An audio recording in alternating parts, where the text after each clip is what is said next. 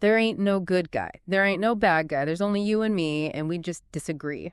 You know, that Dave Mason quote, it really nails a core truth, doesn't it? It really does. Disagreements, those difficult conversations, they're part of life. Exactly. Whether it's family, friends, work, these tough talks happen. And being able to handle them well, that's a fundamental skill. Which is exactly what we're diving into today. You sent in some fantastic material, really insightful stuff on the dynamics of these challenging conversations. Yeah, and the goal is to figure out how we can all navigate them a bit more smoothly, maybe more successfully. And what I really liked about this source is how practical it is. It feels grounded in, real world experience, not just academic theory. Absolutely. It's less about the deep psychology, although we might touch on some bits, and more about, okay, what can you actually do? Right. Actionable strategies, things you can use pretty much straight away to improve things when conversations get difficult.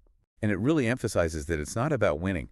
The focus is much more on connection and understanding, build in something better. Which is great. And for you listening, we know you want insights you can grasp quickly, but that still have depth without it being overwhelming. So yeah, we've sifted through it to pull out the most impactful stuff. Okay, let's get into it then. Where should we start?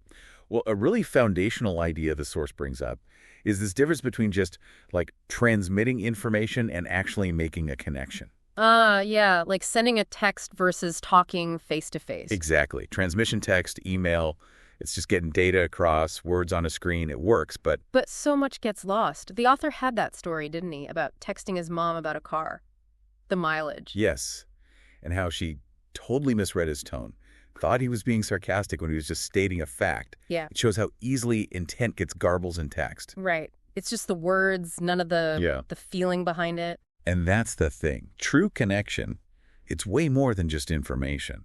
It's got the emotional nuance, the delivery, the context. It taps into those deeper human needs, belonging, being understood, expressing yourself. Transmission feels very transactional. Whereas connection is relational. That's a great way to put it. So, key insight, focus less on just getting your message out and more on building that real understanding. That seems crucial for disagreements. Definitely. It's like reading a map versus actually exploring the place. One gives you data, the other gives you the experience. Good analogy. So if we want to handle difficult talks better, we need to aim for connection, not just transmission. And the source defines connection really simply, actually. It says it takes two things. Yeah. Understanding someone's perspective. Okay, getting where they're coming from. And acknowledging it outwardly. Showing them you get it, or at least you're trying to. So it's not enough to just think you understand. They have to see that you understand. Precisely. Otherwise, the connection isn't quite there. And you can say the words, acknowledge, but if the understanding isn't genuine, well, that feels hollow too.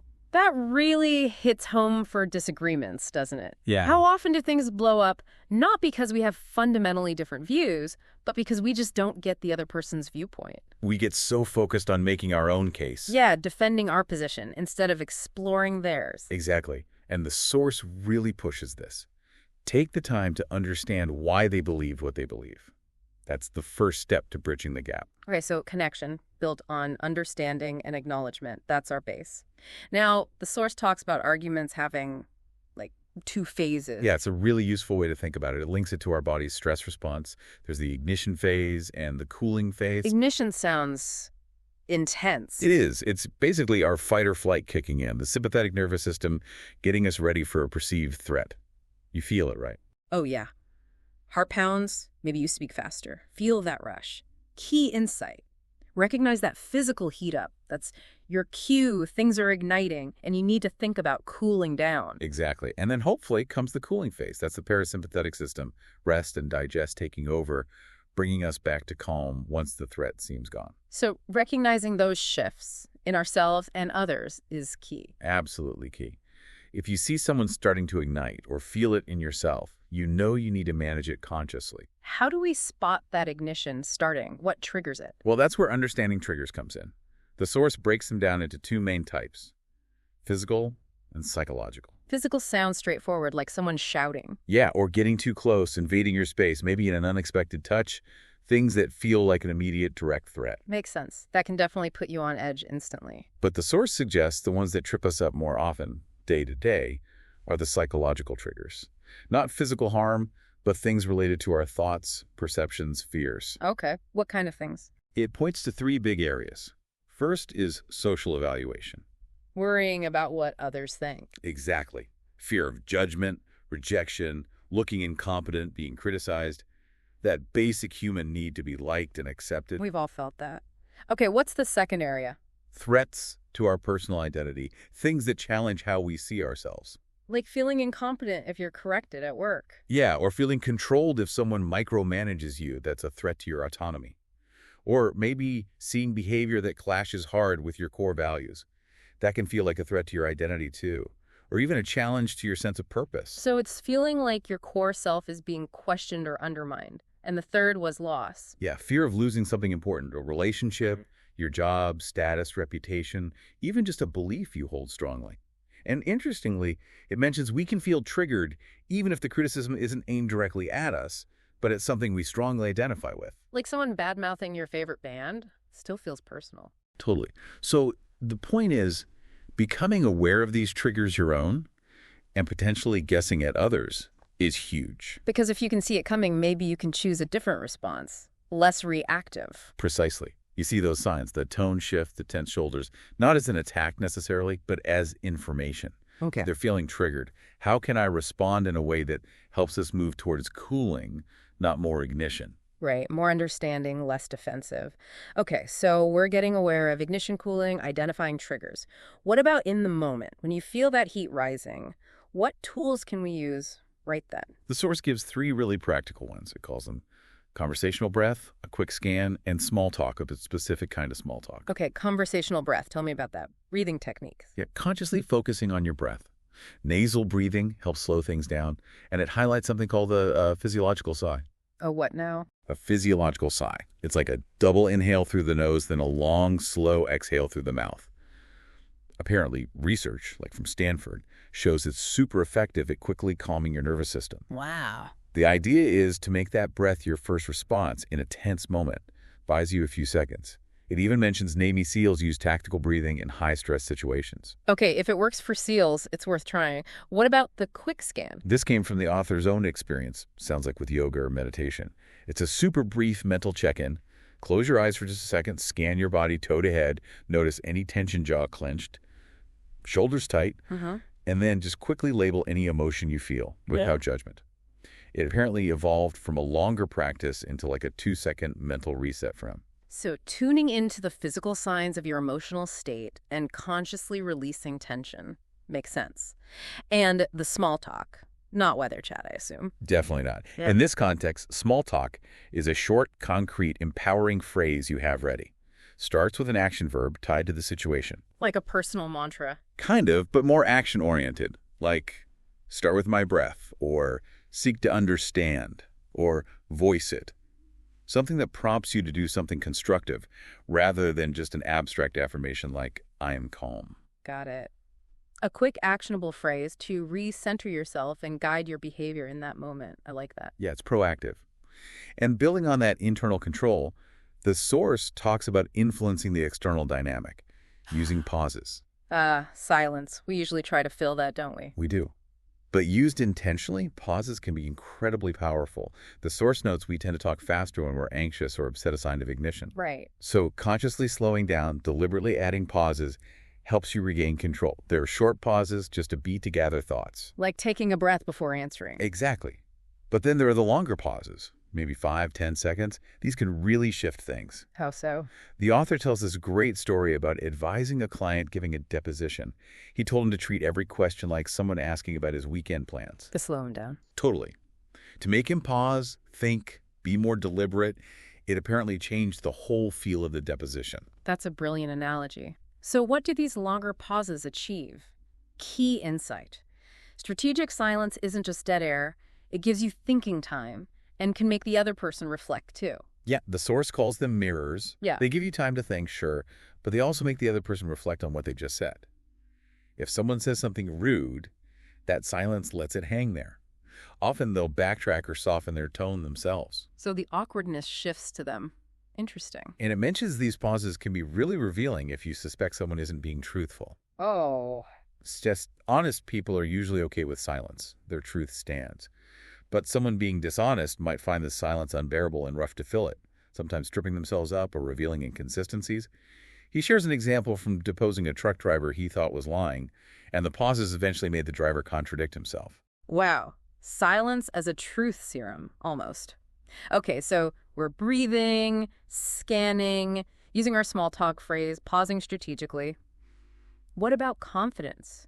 How do we feel confident in these tough moments? That's a big one, and the source is clear. Confidence isn't something you just switch on. It says confidence is a feeling that comes from something else. Right, you can't just tell yourself, be confident. So where does it come from in communication? The source argues it comes from assertive communication, using language effectively. Okay, how? What does assertive language look like? Well, first off, cutting out weakening words. Things like just, sort of, maybe, kind of. I definitely use just sometimes. I just wanted to ask. Yeah, we all do it. But those words can subtly undermine your message, make you sound less sure. The source gives examples like, I'm sort of wondering if I should maybe ask the team versus I'll ask the team. Big difference in perceived conviction. Definitely sounds stronger. What else? Being careful with apologies. Save I'm sorry for when you genuinely mean it, taking responsibility, showing empathy. Over-apologizing can make it seem like you're sorry for even existing or having an opinion. Yeah, it can diminish your presence. Key insight. Assertive, confident communication comes from clear, direct language cutting weakeners, saving apologies, being concise. Exactly. And that ties into the next point. Speak up when needed, but avoid over-explaining. More words aren't always better. Often, they're worse. Over-explaining can actually signal you're afraid you won't be believed, which ironically makes you sound less credible. Brevity and clarity are key. Get to the point. And related to that, don't undersell yourself. Avoid phrases like, I hate to bother you, or this might sound stupid, but, or you probably know more about this. They devalue your input before you even give it. It's like apologizing for having an idea. Right. And technically, cut excess words like adverbs where possible. Make sentences more direct. Adverbs dilute your sentences, so essentially adverbs can actually dilute. And finally, mind your tone. Aim for steady, even respectful direct, respecting yourself and them. So confidence isn't bluster. It's clarity, directness, respect, shown through careful language. That's the idea. And once we have those tools for managing ourselves and speaking assertively, the source gives advice on handling tricky behaviors from others. Okay, good. Yeah. Because that definitely happens. What about straight up insults or offensive comments? The advice is pretty clear. First, that long pause again. Let the words hang. Don't react immediately. Right, control your ignition. Then maybe a brief clarifying question like, did you mean that to sound disrespectful? But often the most powerful step is just silence. Don't give them the reaction, the dopamine hit they might be looking for. Starve the negativity. Okay. What about general rudeness or someone being dismissive? Similar idea. Maybe a quick, calm clarification. Did you mean for that to sound short? Then wait. Often they'll adjust. If not, if the intent is clearly bad, silence and disengagement is often best. Don't get dragged down. It even notes this works in writing too. A neutral, did you intend this to sound dismissive, can be effective. Address it calmly, don't escalate. What about bad apologies? The sorry you feel that way kind of. Yes. The source calls that the no empathy apology. The recommended response is direct. Don't apologize for my feelings, apologize for what you did. Ooh, sharp. Puts the focus back on their actions. Exactly. And then there's the no apology. Sorry if I did something wrong. The if apology. Right. The suggested reply is, I need you to change the if to that. Again, very direct, pushing for actual ownership. It forces them to remove the conditionality. Clever. Okay, interruptions. So annoying. Very. The source suggests the three-step process. 1, let the first one go. It can actually make you look more composed. Okay. 2, if it happens again, calmly use their name, Alex, just to get their attention. Got it. 3, assert your need to finish, using an I statement. Alex, I can't hear you when you interrupt. Or, I need to finish this point before I respond to yours. There's a good example dialogue in the source showing this. So calm but firm boundary setting. Now disagreeing, it's going to happen. How do we do it better? First, it stresses that winning often costs the relationship. So apply the is it worth it filter. Right. Do we really need to argue about this? And if yes, ask the follow-up. Do we need to agree on this right now? So many arguments can be avoided just with those two questions. Key insight. Filter disagreements. Is it worth it? Does it need resolving now? That could save a lot of energy. Okay, but if we do need to state a different view. Instead of a blunt, I disagree, which often sounds like, you're wrong and triggers defenses. Yeah, nobody likes hearing that. Use vantage point phrases. I see it differently. My perspective is, I take another approach. You're still being assertive about your view, but it's less confrontational. It acknowledges their view might also exist. More collaborative language. Okay. Pivoting slightly, saying no, and setting boundaries. Crucial stuff. How do we say no well? For unwanted invites or requests, a simple 3-step method. Say no directly, but kindly. Show gratitude. Thanks for thinking of me. Add a kind closing. Hope you have a great time. And importantly, resist explaining or justifying. Stick to the no. Pretty much. For broader boundaries, the source frames them as reflections of your values, what you need to protect. Like, I don't accept being spoken to like that, or my evenings are for family. Makes sense. It talks about 3 types. Boundaries of presence, how you engage. Purpose, what the conversation's about. And integrity, what you will or won't do tolerate. Clarification. So presence might be steering away from gossip. Purpose could be keeping a meeting on track. Integrity might be refusing to do something unethical. So boundaries define what's acceptable to you. Yes. And crucially, you need to state the consequence if the boundary is crossed. If you continue yelling, I will end this call. The boundary needs teeth to be effective. And remember, someone else being uncomfortable with your boundary doesn't mean your boundary is wrong. That's a really important point. Setting them can feel awkward, but they're essential. Okay, let's talk about structuring the conversation itself. The source mentions framing. Yeah, framing is about setting clear expectations up front. Avoid just launching in without a clear goal or trying to tackle 10 things at once. That just leads to confusion. And avoid that long wind-up. Yeah. I say all that to say. Yes. Get to the point. Exactly. So, the 3 steps for framing are: 1, state your topic intention clearly. I want to talk about the comments in yesterday's meeting. Okay, direct. 2, call your shot. Say how you want to feel or what you want to achieve by the end. I'd like us to leave this conversation feeling clear on how we give feedback. Be specific. Set the desired outcome. And 3, get their commitment. Are you open to having that conversation? Ensure they're on board with the direction. So transparency about the topic, the goal, and getting buy-in. Right.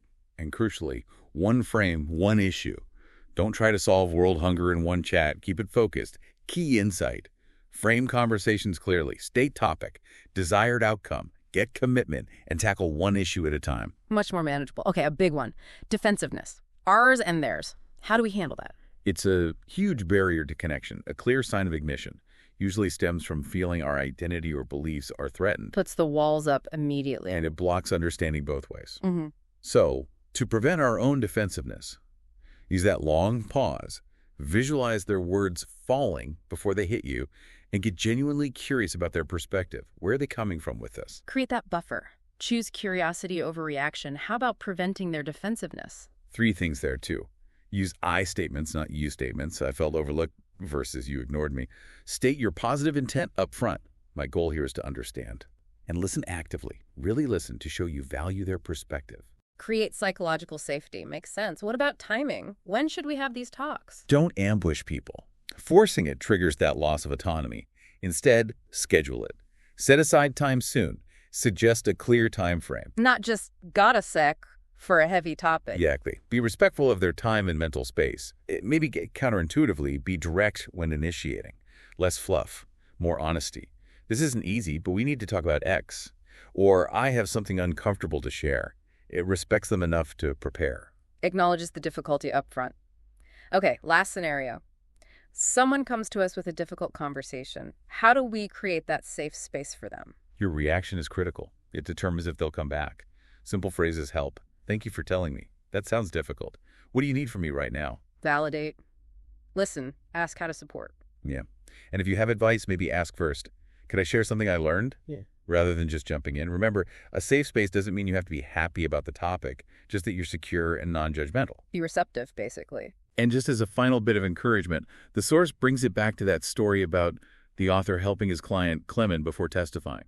Just reminding us that communication is a skill. It gets better with practice. Using those tools, like the quick scan, the breath, building confidence, it's all learnable. It's a journey, not a destination. Exactly. Okay, wow. Let's quickly pull the threads together. We talked about connection over just transmission, understanding those ignition and cooling phases, recognizing triggers. We've got tools like breath, scanning, small talk phrases, and using pauses strategically. Right. And how confidence comes from assertive language, cutting weak words, concise speech, valuing yourself, minding your tone. Plus, strategies for handling insults, rudeness, bad apologies, interruptions, how to disagree better, say no, set boundaries. And the importance of framing conversations, managing defensiveness, timing things right, and creating safety for others. And maybe that big aha moment for you listening is realizing this isn't about winning arguments. Not at all. It's about understanding, respect, and self-control. Managing your own responses and behavior. So as you reflect on all this, maybe think about one or two things you could try in your own conversations. Yeah, and here's a final thought to mull over. Think about the next difficult conversation you anticipate having. Based on what we've discussed, what's one small, actionable step you could take to approach it with more awareness and maybe a bit more skill? This deep dive drew heavily from the insights in the next conversation, Sharpen Your Soft Skills for Success by Jefferson Fisher. If this sparked your interest, definitely check out the book for more detail.